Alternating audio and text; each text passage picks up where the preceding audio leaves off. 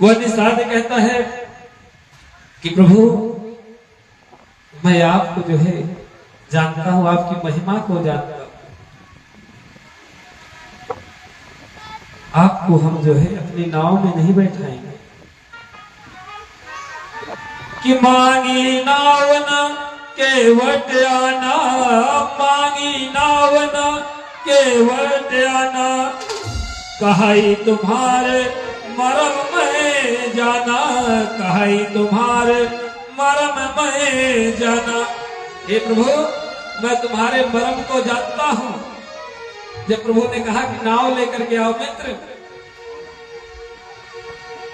तो वह केवट कहता है प्रभु मैं आपके मरम को जानता हूं। आज लखन लाल मुस्कुराए कि जिनके मरम को, जिनके बारे में भगवान शिव जगत के रचयिता ब्रह्मा नहीं जान पाए, जिनका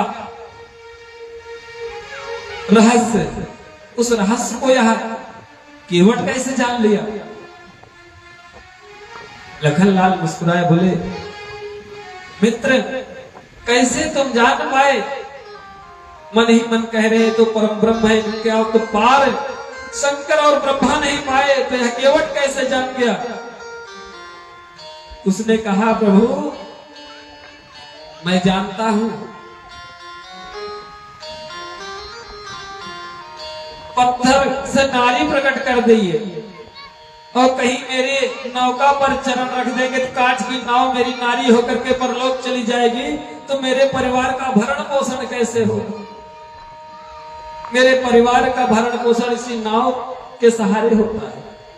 मैं यात्रियों को इस पार से उस पार ले जाता हूं और उससे जो 2-4 पैसे मिलते हैं उसी से मेरा परिवार चलता है। मैं नाव में नहीं बैठा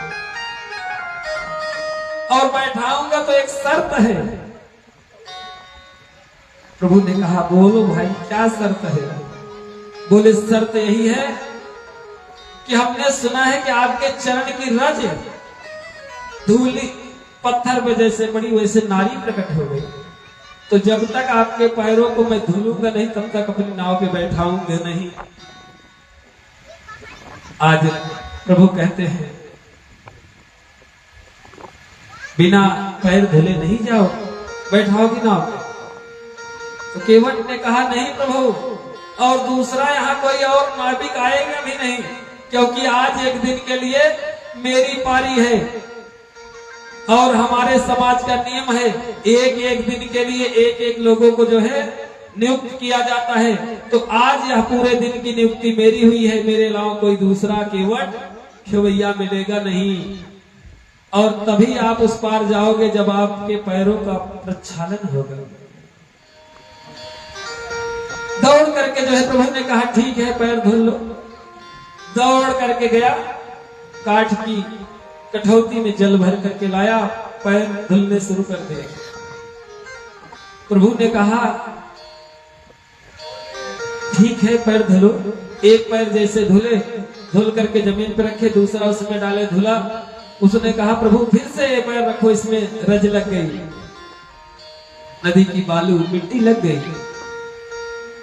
ऐसे ही जब 10 बार वह केवट कर दिया, एक पैर निकालते दूसरा धुलते, दूसरा निकालते फिर से, तो राम जी कहा ऐसे तो करते करते पूरा हमें लग रहा है 14 वर्ष बीत जाएगा, लेकिन मेरे पैर धुलेंगे नहीं। तो वह केवट कह रहा है प्रभु क्या करूं, एक पैर धुलता हूं तो दूसरे में रज लग जाती है, दूसरा धुलता हूं फिर दूसरे में लग जाती है, और आपके पैरों से मुझे लेना देना नहीं है। ये जो मिट्टी लग रही है आपके पैरों में, हमें तो इससे डर है कि कहीं ये मेरी नाव को छू जाएगी, काठ की है वह नारी बन जाएगी। और आज जो है जब प्रभु ने कहा ऐसा करो कोई और उपाय निकालो, तो केवट ने कहा प्रभु दोनों पैर एक साथ मेरी कठौती में रख दो। राम ने कहा मित्र अगर मैं गिरने लगूं तो, बोला कि दोनों हाथ मेरे सिर पर रख देना। मित्रों ध्यान देना, आज यह समय जब केवट ने कहा तो प्रभु लखन लाल और सीता को देख करके मुस्कुराए। सीता माँ और लखन लाल समझ गए प्रभु के भाव को, कौन सा भाव याद आया जानते हैं? जब मैया सीता को ब्याह करके प्रभु अवध में लाए, तो मैया सीता जब प्रभु के चरण चाप दबा रही थी पैर को, तो लखनलाल दौड़ करके आए, बोले मां मुझसे मेरा अधिकार ना छीनो।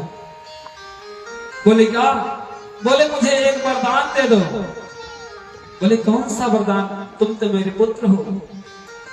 ये लखन बोलो। बोले मैया मुझे वरदान दे दो कि मेरे भैया के दोनों चरणों का दबाने का अधिकार मुझे दे दो।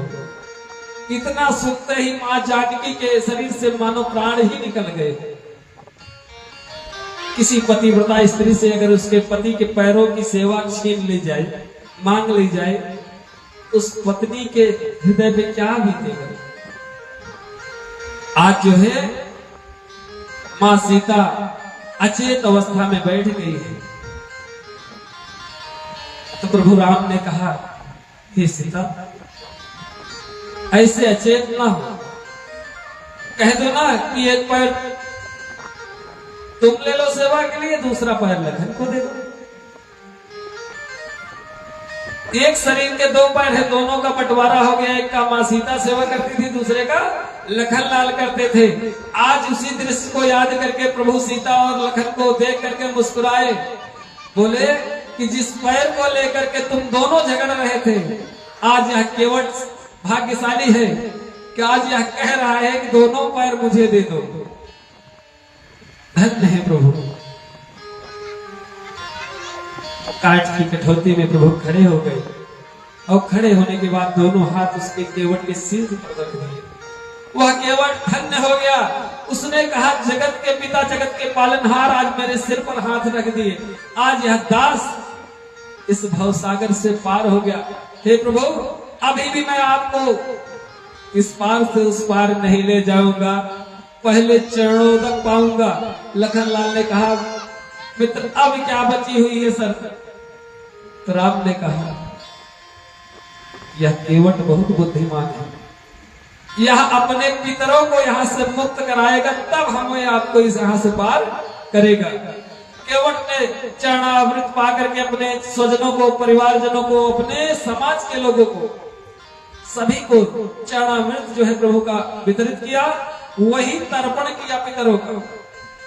जब पितरों की मुक्ति हो गई तो नाव पे बैठा लिया है, और बैठाने के बाद नदी के बीच में जाकर के 2-3 चक्कर जैसे मारा। लखनलाल ने कहा, मित्र हमें यहाँ बीच में घूमना नहीं है, किनारे चलना है।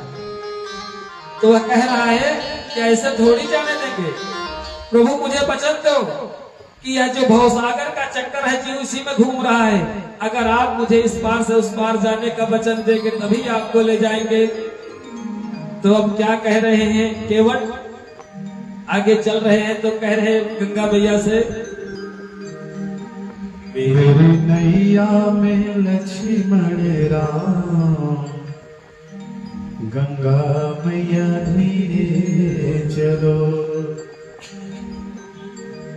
धीरे चलो मैया धीरे चलो।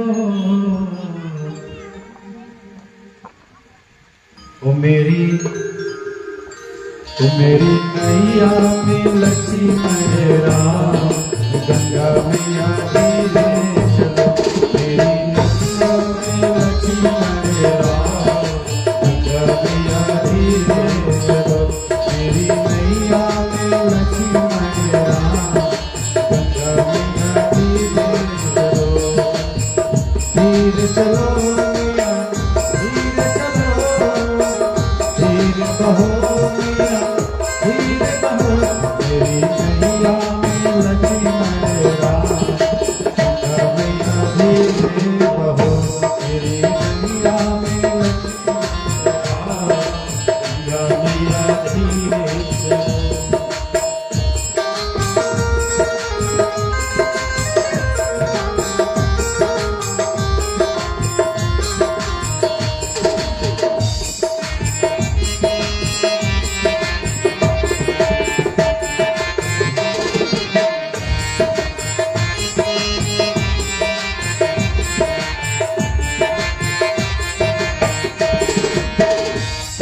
भाग्य के ये दिन आया,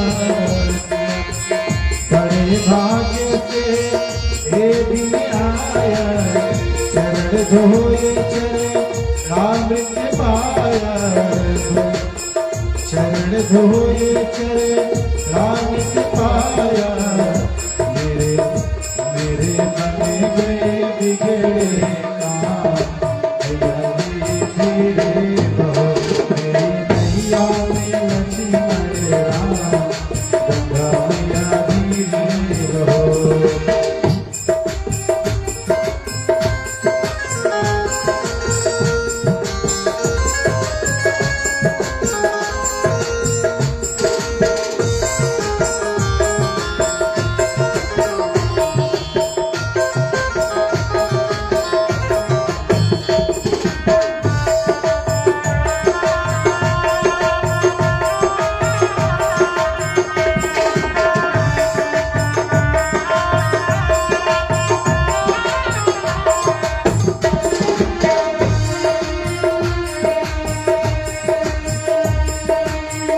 इनके सहारे छोड़ दी नैया, इनके सहारे छोड़ दी नैया, बन जाएंगे खुद ही केवैया, बन जाएंगे खुद ही केवैया, ये तो कर देंगे दिल पार, गंगा मैया धीरे बहो मेरी नैया में लक्ष्मण राम, गंगा मैया धीरे बहो मेरी नैया में लक्ष्मण राम, हे गंगा मैया धीरे बहो, हे गंगा मैया धीरे बहो, हे गंगा मैया धीरे बहो, हे गंगा मैया धीरे बहो।